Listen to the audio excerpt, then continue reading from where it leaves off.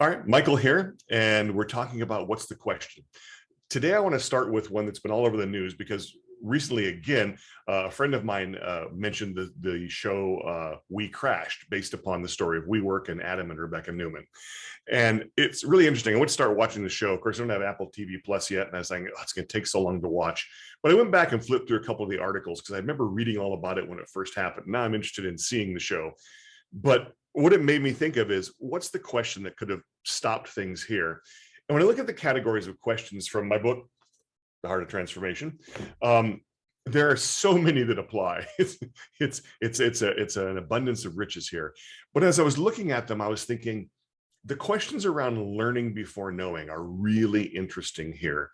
And so here's a couple of them. One of the first ones, I call this the healthy self-doubt question, is who challenges my beliefs?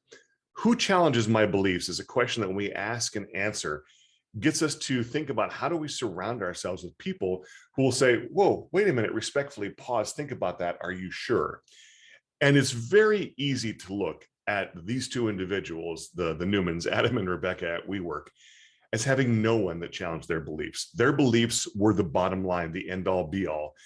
And what's really interesting about that is why that's the case is they went from relative obscurity to, on paper, being multi-billionaires. The company was valued at $45 billion, and they had it involved in a whole bunch of different interests that were making them money elsewhere.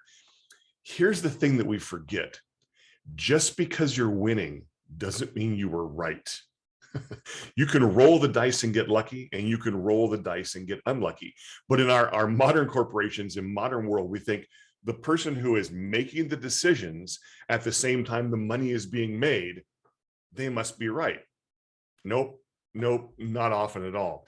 I can give you an example of a company that I worked with very closely personally, General Electric. Jack Welch was lauded for doing everything right. And Jeff Immelt, who came after him, got a lot of heat for not doing it all right over time. However, Jack left right in time. Jeff Immelt took over, 9/11 hit, and they had aircraft engines as part of their biggest business. All sorts of things happened. The things that Jack did with GE Financial Services, GE Capital, that was all done during his reign. A bunch of businesses he bought that they had to get rid of, all during his time. So making decisions doesn't necessarily mean you're right just because it's working at the moment. You have to remember that. So when I think about WeWork, I think that question of who challenges my beliefs is one that if they'd started with early on and built into their culture, probably could have helped them a great deal and kept them from going off the rails so badly like they did.